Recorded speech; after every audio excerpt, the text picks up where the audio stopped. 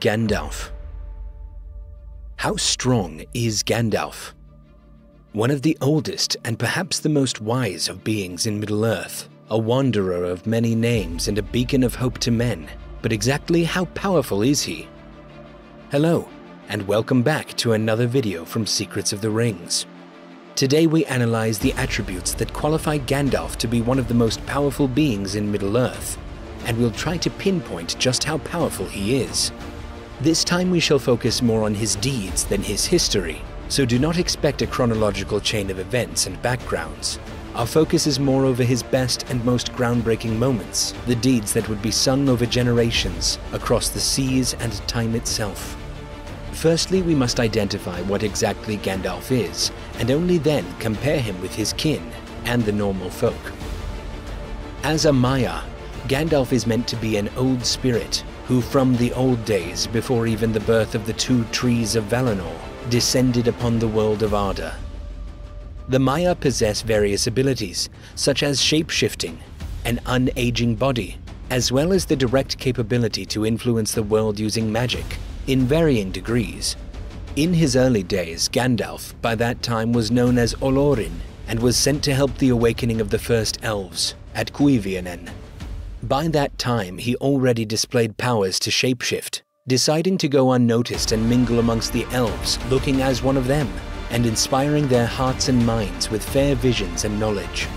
Gandalf is from the order of the Astari, also known as wizards, who are handpicked by the Valar, the even greater spirits than the Maya, akin to living gods in Middle-earth, to assist the free people of Middle-earth against Sauron, the great enemy. During his thousands of years of pilgrimage, Gandalf decided to take the role of a counselor and befriended all kinds of races, gathering information and acquiring knowledge against the enemy. He would also begin to grow substantially his power and his influence.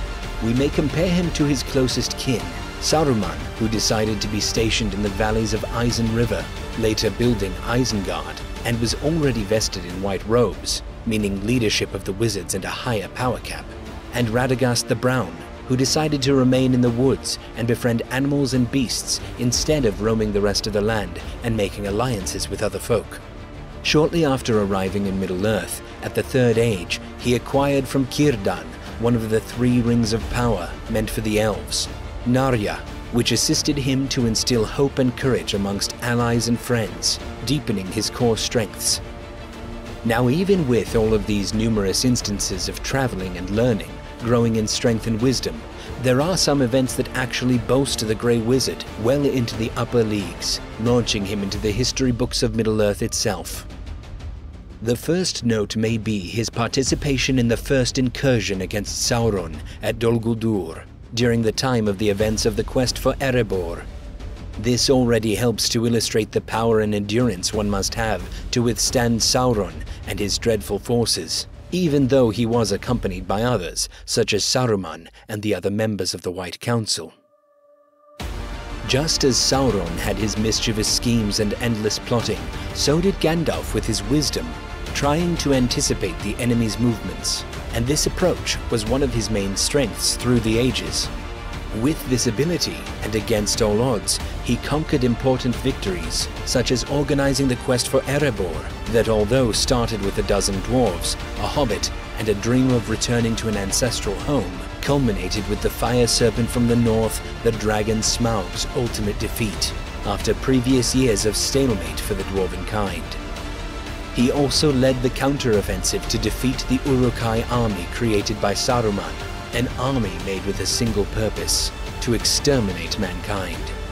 With Erkenbrand, the Lord of the Westfold's assistance, he assembled the Rohirrim under his banner and charged on the front lines with his horse against the enemy, blinding the Uruk-hai on the spot of the encounter, enabling the horsemen to ride unscathed through the first enemy lines. The relevance of his character in this event was such that it was only due to his precise arrival and assistance that Rohan was able to secure this victory and their future generations' existence during the events after the war at Helm's Deep. And lastly, but no less important, he orchestrated the movement of the Fellowship in such terms that when called upon, Aragorn and Rohan's folk would be able to arrive precisely when the city of Gondor needed the diversion the most, during the Battle of Pelennor Fields, a siege that was raging rampant for days without end.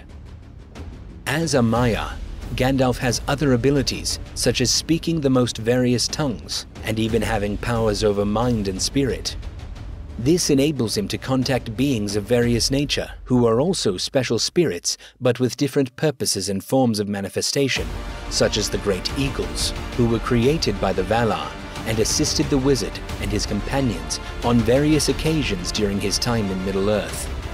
Another worthy mention is his bond with his one-of-a-kind steed, Shadowfax, a gift from Theoden, King of Rohan. Saving the best for last, we must also stress that all Istari, upon arriving in Middle-earth, were given the mandate to suppress their powers and their true self, to not use the same artifices Sauron used upon the free folk. This battle should be won on fair terms, and with the guidance and assistance of the residents of Middle-earth, but it should not be fought for them, as in a pure battle of strength and powers.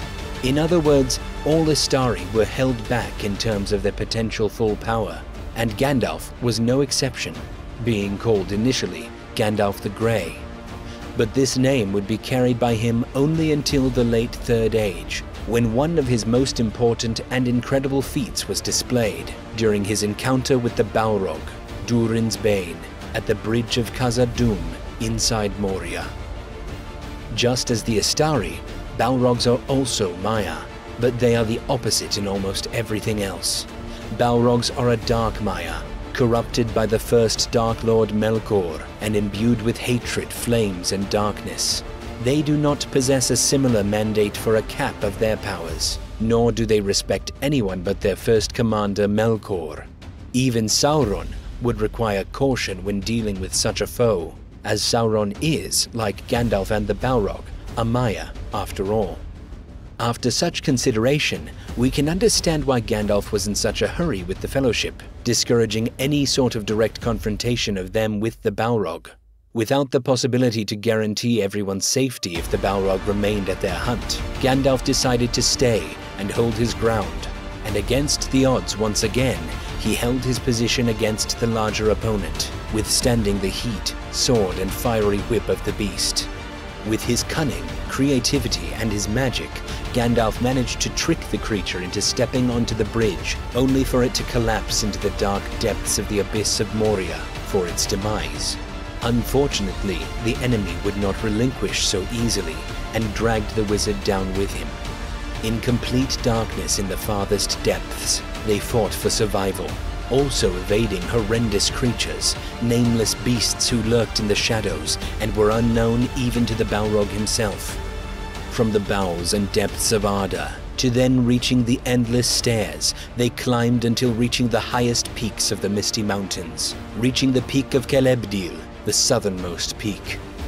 With powerful and icy winds, they fought to subjugate one another, and after 8 days, now at the top of the mountain peak, Gandalf was able to muster the rest of his remaining strength and slay the creature, which fell down the cliffside. Without any strength left, with a certain peace of mind and a sense of accomplishment for ridding the world of an ancient evil, his spirit departed his body, only to be sent back once again, now in a new form. As previously mentioned, Istari have a threshold to their power, but upon his return, Gandalf received a loosening of such handicaps, and also a new mandate. No longer would he be known as Gandalf the Grey, but now would only be referred to as Gandalf the White, dressed accordingly, with a new staff as well. With his new powers, other important feats worth mentioning would be his power over the wraiths of Sauron, the Nazgûl, whom he was able to ward off with only the projected light from his staff, protecting a retreating army of Gondor to enter the city safely after being hunted by the winged creatures.